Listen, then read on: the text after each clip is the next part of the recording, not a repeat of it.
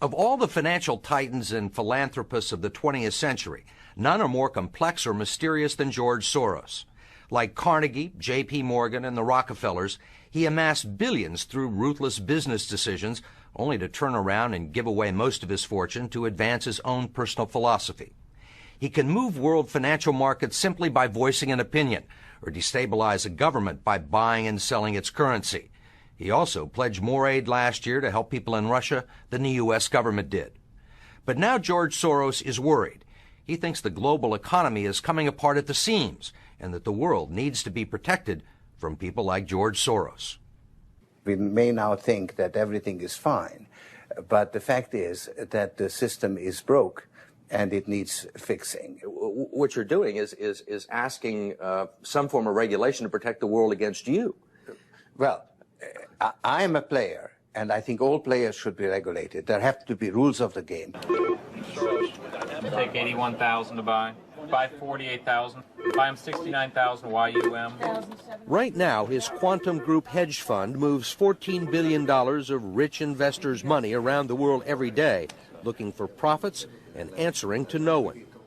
Soros makes huge bets on whole countries and economies. Last year, when he saw cracks in the Asia boom, he began selling the currency in Thailand.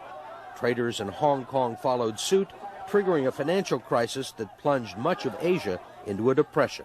In the last 2 years, you've been blamed for financial collapse of Thailand, Malaysia, Indonesia, Japan, and Russia. All of the above. All of the above. Yeah. Are you that powerful?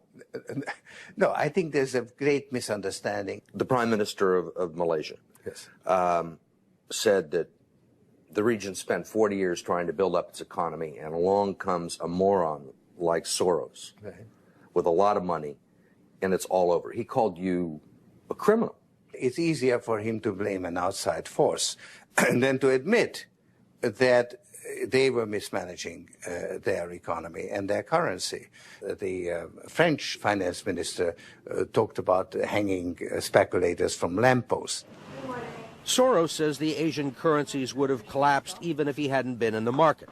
They were overvalued. He says people tend to follow his lead because he's been so successful.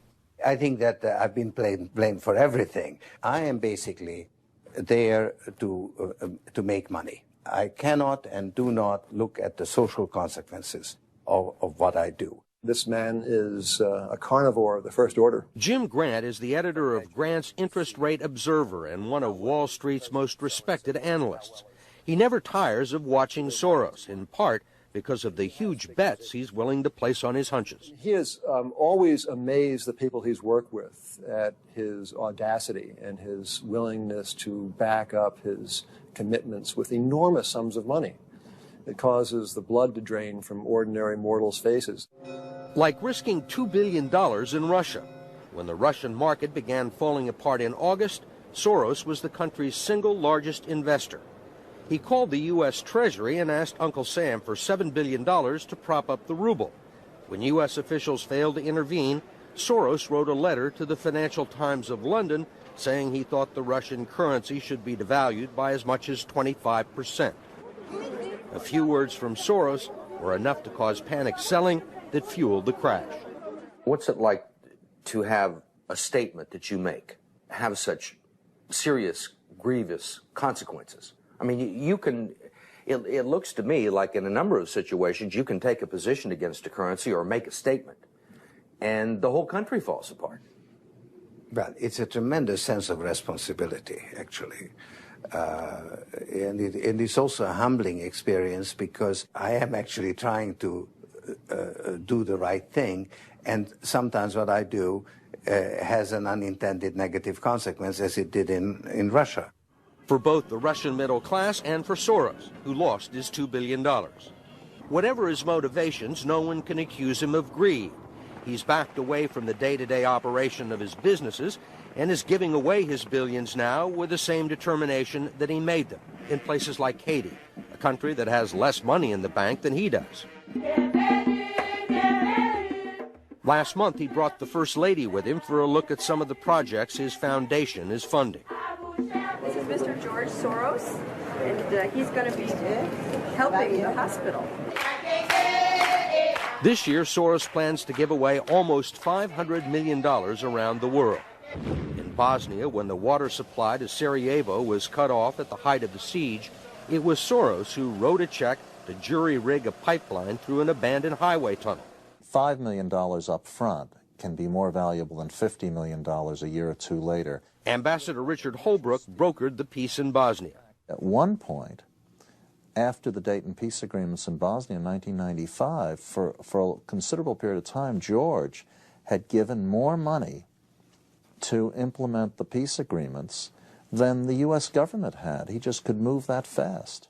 In Russia, he pledged $100 million to help scientists who might otherwise have sold their expertise to bidders like Iran or Iraq. In Eastern Europe, he's educated a new generation. And in Ukraine, he spent millions retraining the old Soviet military. At the center of George Soros, there's an inherent contradiction. Which is? Which is, on one hand, you're the capitalist who does not care about the social consequences of his act, and on the other hand, you are a philanthropist who cares only about social consequences. How do you resolve the two? Recognizing that as a competitor, I've got to compete to win. As a human being, I am concerned about the society in which I live. Which George Soros am I talking to now? The amoral George Soros or the moral George Soros? It's one person. It's one person who at one time engages in amoral activities and at the rest of the time tries to be moral.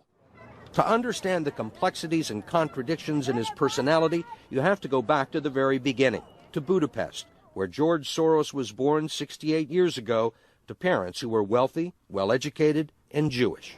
When the Nazis occupied Budapest in 1944, George Soros' father was a successful lawyer. He lived on an island in the Danube and liked to commute to work in a rowboat. But knowing there were problems ahead for the Jews, he decided to split his family up. He bought them forged papers, and he bribed a government official to take 14-year-old George Soros in and swear that he was his Christian godson. But survival carried a heavy price tag. While hundreds of thousands of Hungarian Jews were being shipped off to the death camps, George Soros accompanied his phony godfather on his appointed rounds, confiscating property from the Jews. These are pictures from 1944 of what happened to George Soros' friends and neighbors. You're a Hungarian Jew who escaped the Holocaust by posing as a Christian. Right. And you watched lots of people get shipped off to the death camps. Right. I was 14 years old. And I would say that that's when my character was made. In what way? That one should think ahead, one should understand and anticipate events, and one is threatened. It was a tremendous threat of evil. I mean, it was a very personal experience of evil. My understanding is that you went out with this protector of yours who swore that you were his adopted godson. Yes, yes. Went out, in fact, and helped in the confiscation of property from the Jews. That's right. Yes. I mean, that sounds like an experience that would send lots of people to the psychiatric couch for many, many years. Was it difficult? Not at all. Not at all. Maybe as a child you don't see the connection, but it created no problem at all. No feeling of guilt. No. For example, that I'm Jewish, and here I am watching these people go. I could just as easily be there. I should be there. None of that. Well, of course, I could be on the other side, or I could be the one from whom the thing is being taken away. But there was no sense that I shouldn't be there, because that was, well, actually, funny way, it's just like in markets, that if I weren't there, of course I wasn't doing it, but somebody else would be taking it away anyhow. In other words, whether I was there or not, I was only a spectator, the property was being taken away. So I had no role in taking away that property. So I had no sense of guilt. Are you religious? No. Do you believe in God? No. Soros told us he believes God was created by man, not the other way around, which may be why he thinks he can smooth out the world's imperfections. When we went with him to Ukraine, he was treated like a visiting head of state and was received by the president. Then he was received by the prime minister and finally the central bank. 20% in cash. They even allowed him to look at the books and asked him for advice.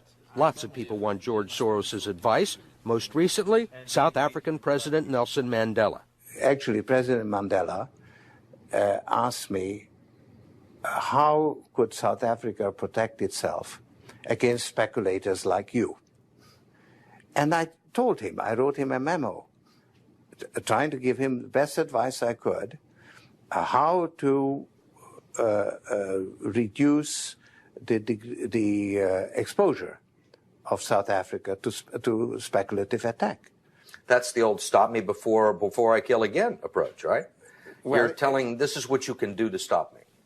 Whether I or somebody else does whatever is happening in the markets, it really doesn't make any difference to the outcome. I don't feel guilty because I'm engaged in an amoral activity which is not meant to have anything to do with guilt.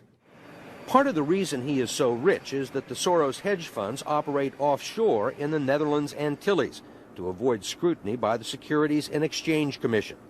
So even while Soros tells Congress and the Treasury that hedge funds must be regulated to stop the global crisis, he's avoiding the rules. Why is it that Americans can't invest in the quantum fund? It's an offshore fund. Why is that? Because the fund is not registered with the Securities and Exchange Commission.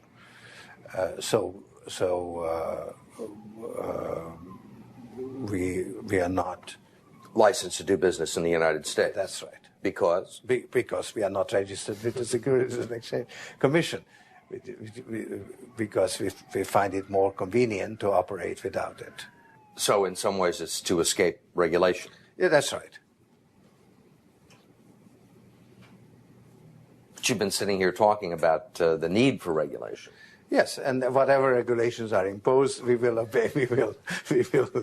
We already conform to everything. If the beneficiaries of Soros's billions do not understand the intricacies of SEC rules and offshore hedge funds, they do understand what he's done for them. The president of Haiti is reading his new book, The Crisis of Global Capitalism, and so is President Clinton. Will all the attention spoil George Soros? George Soros, in a way, is Donald Trump without the humility. One of your money manager told us that George really does think he's a god. I mean, if you think that you're God and you go into financial markets, you're bound to come out broke. So the fact that I'm not broke shows that I don't believe that I'm God.